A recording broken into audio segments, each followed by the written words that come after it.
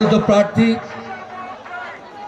আস্থা এবং বিশ্বাসের প্রতীক ধানের শীষের প্রার্থী জনাব হামিদুর রহমান হামিদের নির্বাচনী প্রচারণা সভার সম্মানিত সভাপতি জনাব নাইম, মঞ্চ উপবিষ্ট আন্দোলন সংগ্রামের পরীক্ষিত নেতা যুবদলের সাবেক সাধারণ সম্পাদক, সাবেক সভাপতি, বারবার নির্বাচিত সাবেক সংসদ সদস্য জনাব মোয়াজ্জেম হোসেন আলাল উপস্থিত।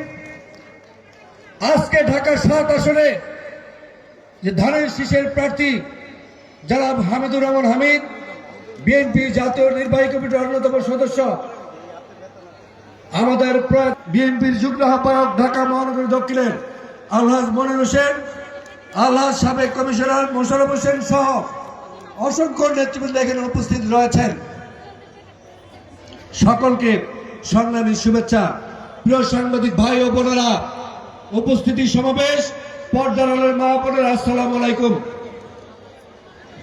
আজকে যে প্রার্থীকে নিয়ে আমরা আপনাদের মাঝে উপস্থিত হয়েছি, সেই প্রার্থী হচ্ছে মহান স্বাধীনতার ঘোষক শহীদ রাষ্ট্রপতি জিয়া রহমানের ধানের শীষের এই বাংলাদেশের প্রধানমন্ত্রী হিসাবে শপথ গ্রহণ করবেন, তিনি সেই ধানের শীষের প্রতীকের প্রার্থী।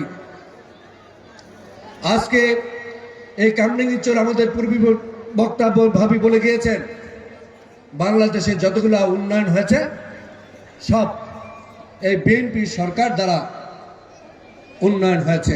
এই যে আমরা যেখানে অবস্থান করছি, আমাদের পাশেই একটি মেডিকেল রয়েছে, সেটাও আমাদের প্রয়াত নেতা নাসির উদ্দিন আহমেদ পিন্টু এগুলা সম্পন্ন করেছে।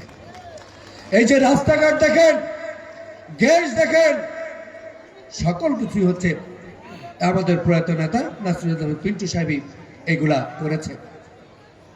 তিনি হচ্ছেন উন্নয়নের রূপকার। আজকে দু একটি কথা না বললে নয়, যখনই বাংলাদেশ রাষ্ট্রীয় ক্ষমতা গ্রহণ করেছে তখনই মানুষের ভাগ্যের পরিবর্তন হয়েছে। তার কারণ হচ্ছে বিএনপি এমন একটি দল, সততা এবং দেশপ্রেম এবং জনগণের কল্যাণের জন্য এই দলটি রাজনীতি করে। ইতিমধ্যে আপনারা দেখেছেন, আমাদের চেয়ারম্যান মহোদয় বলেছেন farmers card, family card, health card, আমাদের ভিশনের কথা বলেছেন, ৩১ দফার কথা বলেছে যে আমরা যদি সরকার গঠন করতে পারি আমরা কিভাবে দেশ পরিচালিত করব। এবং আমাদের এই কামরাঙ্গীরচরে নানাবিধ সমস্যা রয়েছে, সেগুলো নিশ্চয়ই আগামী 12 ফেব্রুয়ারি আমরা যদি ধানের শীষের প্রতীক আলহাজ হামিদুর রহমান হামিদকে জয়যুক্ত করতে পারি, নিশ্চয়ই ইনশাআল্লাহ এই কামরাঙ্গীরচরের সকল সমস্যা সমাধান আমরা সম্পূর্ণ করব। কিন্তু দু একটি কথা না বললে নয়। আগেকার মুরব্বীরা বলতেন, যায় দিন ভালো আসে দিন খারাপ। আজকে বাস্তবে তাই দেখছি, কারণ আজকে আমরা যার সাথে প্রতিযোগিতা করছি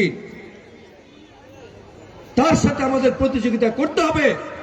আমার 40 বছর রাজনীতি জীবনে আমি এটা প্রত্যাশা করি নাই।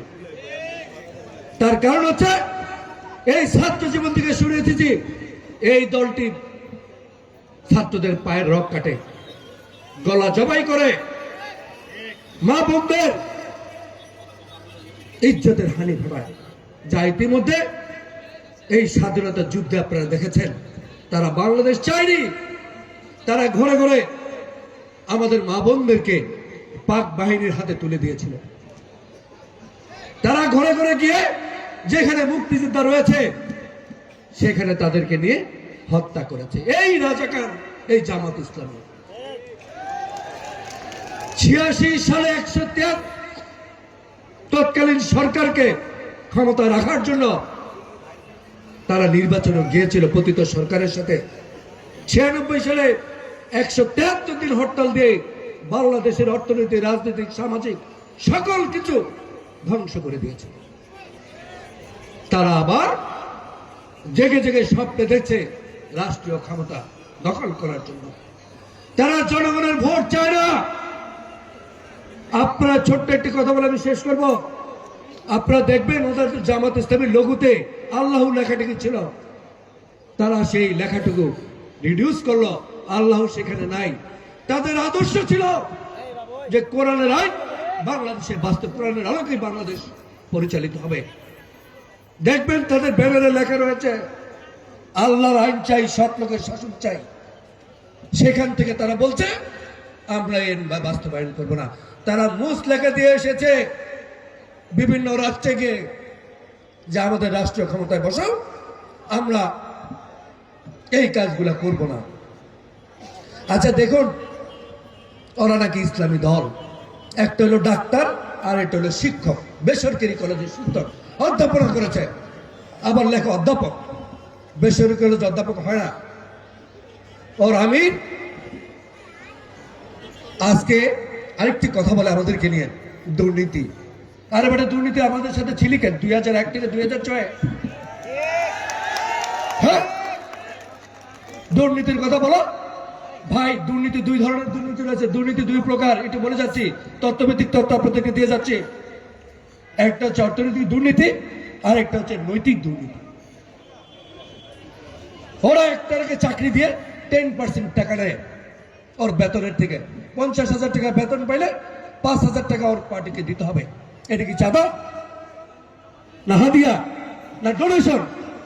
সারা জীবন যেই লোক চাকরি করবে তাকে 10% করে টাকা দিতে হবে। যদি আমি মিথ্যা কথা বলি, নেক্সটে আসলে আমার পানিশমেন্ট দিবেন।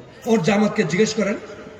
আর ও দুর্নীতির কথা বলে, চাঁদার কথা বলে। ভাই, চাঁদা হলো বাংলা, ডোনেশন হলো ইংলিশে, হাদিয়া হলো আরবিতে। সুতরাং আপনারা এই 12 তারিখে যদি হামিদুর রহমান হামিদকে এই ধানের শীষের প্রতীকে ব্যালটে জয়যুক্ত করেন, আপনাদের কাছে কথা দিয়ে যাচ্ছি, ওয়াদা করে যাচ্ছি, আল্লাহকে হাজির নাজির করে আপনাদের কোনো হাদিয়া দিতে হবে না। বাংলাদেশে কোনো চাঁদা থাকবে না, বাংলাদেশে কোনো বিকাশ নাম্বার দিতে হবে না কাউকে, কাউকে কোনো ওয়াদা করতে হবে না। এই রাজাকারকে না বলবে। দেশের স্বার্থে, দেশের স্বাধীনতা সার্বভৌমত্বের স্বার্থে। তার কারণ হচ্ছে এরা তো দেশই চায় নাই, বাংলাদেশই চায় নাই। বাংলাদেশ